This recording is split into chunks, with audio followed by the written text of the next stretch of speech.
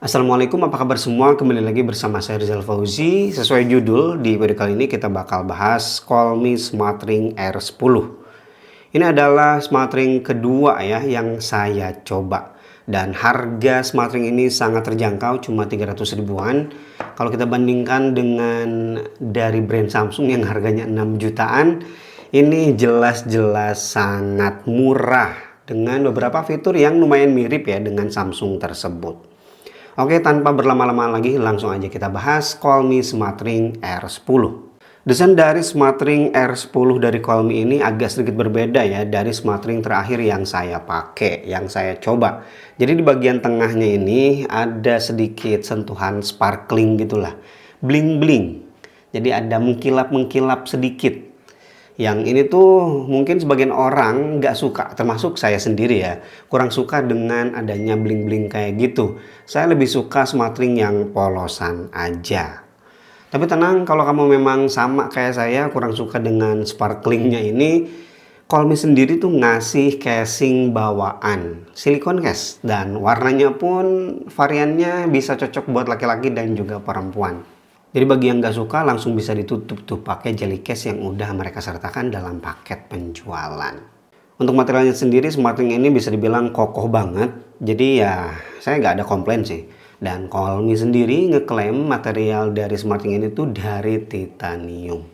Overall saya nggak bisa ngasih kesimpulan apakah ini asli titanium atau bukan. Tapi saya cuma bisa ngasih ya review kalau memang bahannya ini kerasa kokoh sih. Dipencet-pencet kayak gini nggak kerasa ringkih sama sekali. Kemudian di bagian dalamnya ada branding Colmi dan juga pin magnetik untuk charging. Dan yang jadi pembeda ya untuk Colmi R10 ini dia udah punya charging case. Beda dengan yang terakhir saya coba yaitu Aolon SmartRing Gen 3. Masih harus langsung pakai kabel. Tapi kalau Colmi karena ada case chargingnya bisa langsung dibawa-bawa dan nggak perlu khawatir. Meskipun sebenarnya baterai dari SmartRing ini tuh awet banget. Nanti kita bahas di akhir ya gimana performa baterai dari SmartRing ini. Kemudian seperti biasa ada bagian transparan yang ngasih lihat gimana sensor-sensor dari SmartRing ini. Jadi ada dua LED sensor ya. Dan pastikan pas kamu pakai bagian sensornya itu terletak di bawah sini nih. Itu untuk pengukuran yang lebih akurat. Nah sekarang gimana fitur-fitur yang ditawarkan oleh Colmi di SmartRing R10 ini. Jadi untuk fitur-fitur ini sebenarnya bisa dibilang lengkap. Kita mulai dari step counternya atau pedometer ya. Nah sebagai pembanding untuk lihat gimana kualitas sensor dari SmartRing ini, selama penggunaan saya bandingkan dengan Huawei Watch GT5. Untuk pedometer di hari pertama saya pakai itu dari sore sampai sebelum tidur saya ambil screenshot ya untuk data terakhir. Colmi mencatat 1054 step sedangkan Huawei mencatat 1073 steps.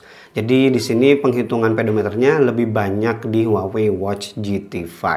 Kalau kamu meragukan pedometer dari Huawei, kita udah bikin perbandingan pembuktian ya. Saya hitung langsung dan Huawei ini gak main-main meskipun harganya saya pakai Huawei produk yang paling murah saat itu tapi bisa menyaingi produk-produk yang harganya jauh lebih mahal.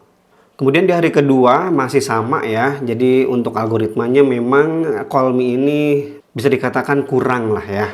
Ya, sekali lagi ini dari hasil perbandingan saya. Di 3959 sedangkan di Huawei tercatat 4420 steps. Nah itu untuk kualitas speedometernya. Sekarang kita lihat gimana perbandingan heart rate sensornya. Untuk heart rate sensor sebelum kita lihat perbandingan datanya, informasi dulu kalau Colmi SmartRing ini dia bisa continuous heart rate-nya tapi ada jarak yang lumayan lama yaitu setiap 20 menit. Jadi nggak bisa benar-benar continuous.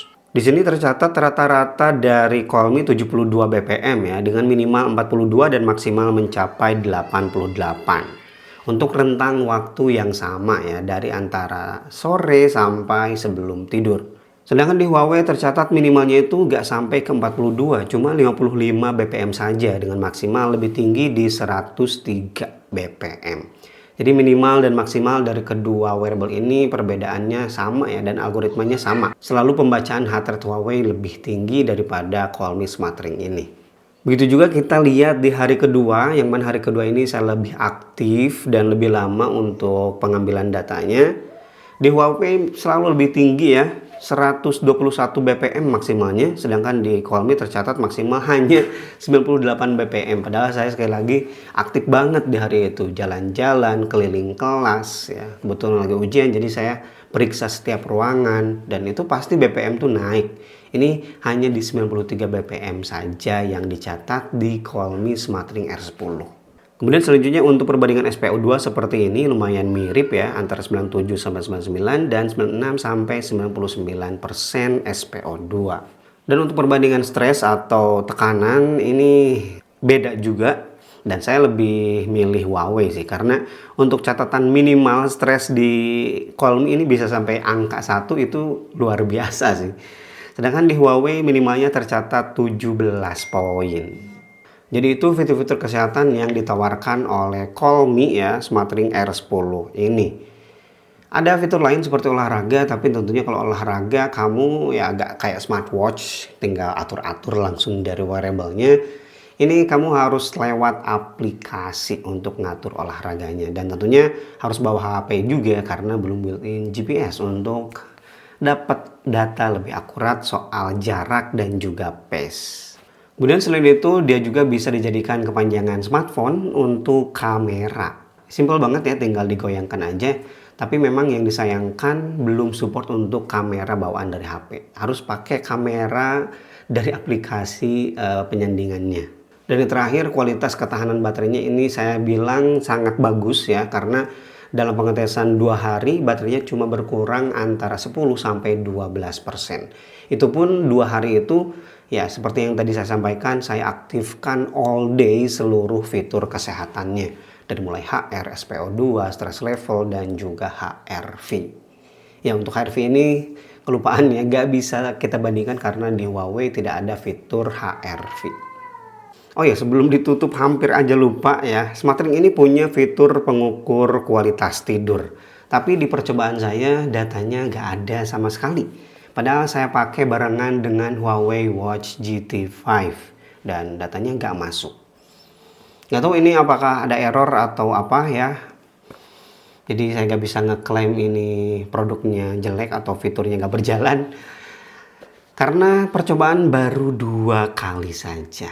Jadi kalau kebetulan di sini udah ada yang pakai Xiaomi R10 ini, bisa share ya pengalamannya di kolom komentar. Data tidurnya apakah memang error seperti ini, nggak muncul-muncul, atau harus dipakai di jam-jam tertentu gitu ya. Sebelum jam 10 harus udah tidur, karena saya tidurnya jam setengah 12 antara segitu, dan bangun jam sekitar setengah 5. Dan itu tidak ada data tidur sama sekali. Sedangkan di Huawei tercatat dengan baik. Silahkan ya, kasih tahu kita di kolom komentar. Oke, itu aja ya untuk review saya di Xiaomi R10 SmartRing. Harganya 300 ribuan, tentunya ini jadi opsi bagi kalian yang pengen nyoba gimana sih teknologi yang ada di sebuah cincin pintar. Kalau kamu tertarik ya dengan Xiaomi SmartRing R10 ini, langsung aja ke kolom deskripsi, link pembeliannya saya sertakan di sana. Dan Rizal pamit, wassalamualaikum warahmatullahi wabarakatuh.